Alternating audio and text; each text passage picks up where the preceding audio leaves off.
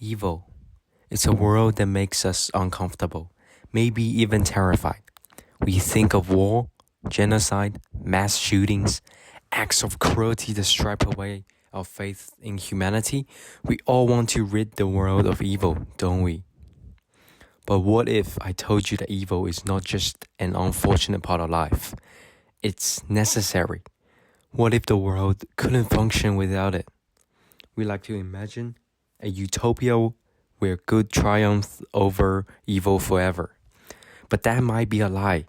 In fact, evil may be the most important force driving human progress.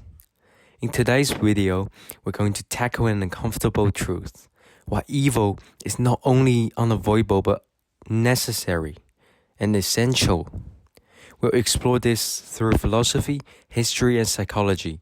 And by the end, you might just see evil as the price of progress, something we cannot escape, no matter how hard we try. First, let's get one thing clear. This isn't about glorifying evil. Evil is destructive, chaotic, and often senseless. But here's the paradox. Some of the greatest achievements in human history have emerged out of evil, suffering, and conflict. It's almost as if without evil, humanity would have no reason to strive for anything better. Look at how societies react to tragedy. After World War II, the deadliest conflict in human history, we didn't just rebuild, we created international laws, advanced technology, and fought for human rights on a global scale. The United Nations was born from the ashes of that war, from the atomic bombs that blew up in Japan, a direct response to the evil that consumed the world. In philosophy, this idea isn't new. Thinkers like Friedrich Nietzsche argued that humans are at their best when struggling against hardship. He believed that suffering and evil were necessary for humans to overcome complacency. Nietzsche's concept of the Übermensch, or the Overman, was born out of this idea that humanity must endure suffering, pain, and conflict to become something greater than humans. Here's the uncomfortable truth. We only know what's good because we've experienced what's bad. Good and evil, like light and darkness, exist in a delicate balance.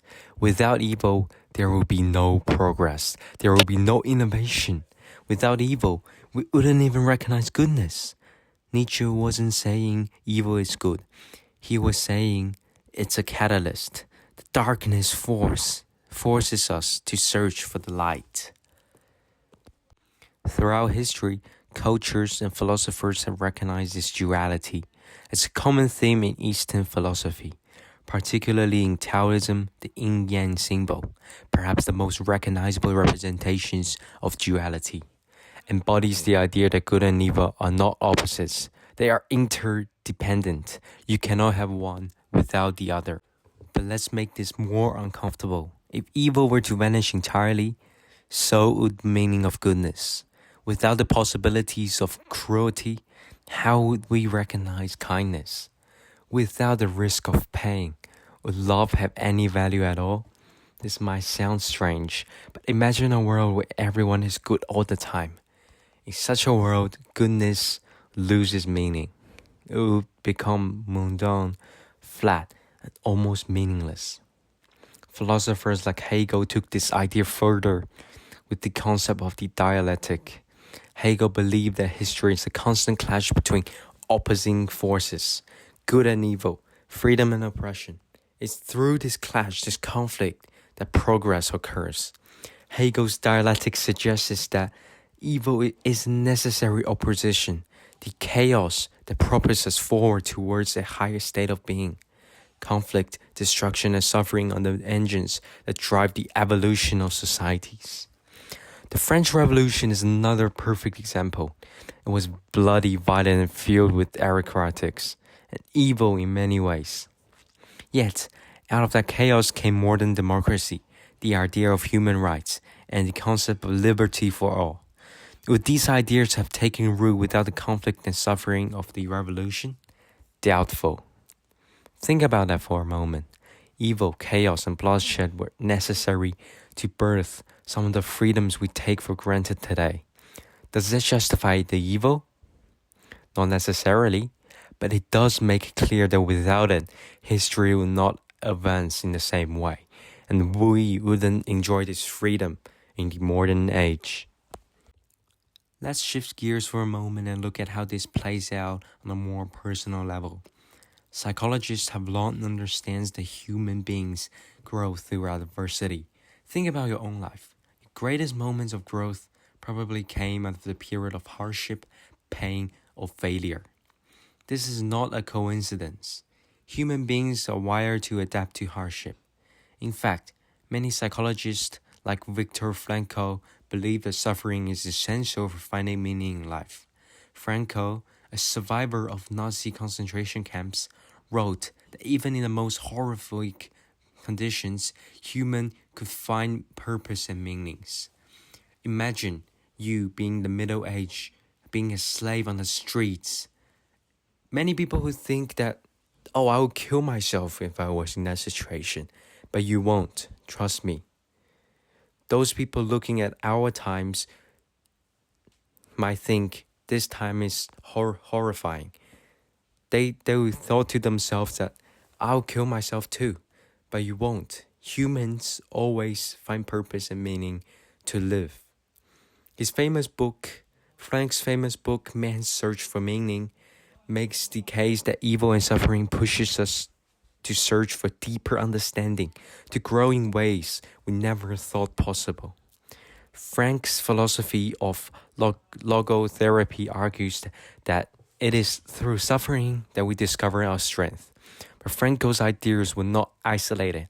Carl Jung, one of the most influential thinkers in psychology, had a similar view. He spoke about the shadow self, the darker, hidden part of our psyche that we often ignore. According to Jung, we all have the capacity for evil within us. And if we deny it, the evil will manifest in destructive ways. But if we confront our shadows, integrate it, and understand it, we will grow in that process. Here's the kicker. Jung believed that evil is a part of the human condition, and it is natural to have that instinct inside of you. It is not something external. It is inside of all of us. And the more we pretend it's not there, the more powerful it becomes.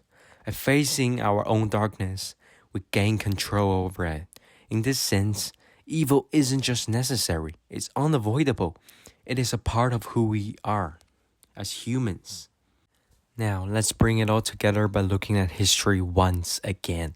We've already talked about World War II and the French Revolution, but history is filled with moments where evil sparked change and progress. One of the darkest periods in American history was the era of slavery. For centuries, millions of Africans were enslaved, treated as property, and subjected to brutal conditions. The evil of slavery is undeniable. Yet, it was the Civil War, the bloodiest conflict in American history, that led to its abolition. Out of the honor and evil of slavery, the 13th Amendment was born, legally ending slavery in the U.S. But it took a war steeped in violence and evil to make that happen. Think about that. An unimaginable evil gave rise to freedom for millions. The same can be said for the civil rights movement.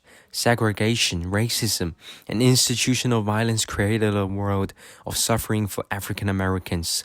But it was through this suffering that figures like Martin Luther King Jr. emerged. And through nonviolent resistance, the laws of the land were changed. Evil created the context for good to triumph. Without that struggle, without that evil, we could not have seen the same level of progress. The same pattern repeats itself throughout history. Conflict, chaos, and the suffering forces society to adapt, to change, to progress, to improve. So, what does it mean for us? Should we accept evil as a necessary part of life? Not exactly. But we do need to recognize that evil exists in a delicate for goodness. Without suffering, there will no need for compassion. Without chaos, there will be no progress.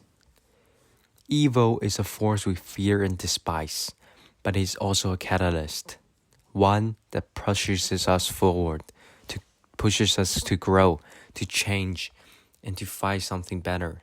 As Nietzsche would say it, it's not the absence of suffering that makes us strong, it's how we respond to it. If there's one thing history and philosophy shows us, it's that humans don't thrive in comfort. We thrive in adversity. We grow when we are forced to confront evil, whether it's within the world or within ourselves. This doesn't mean that we should seek out evil, but it means we must acknowledge that. Without it, we wouldn't know what goodness truly is. In a strange and paradoxical way, evil is what makes us human.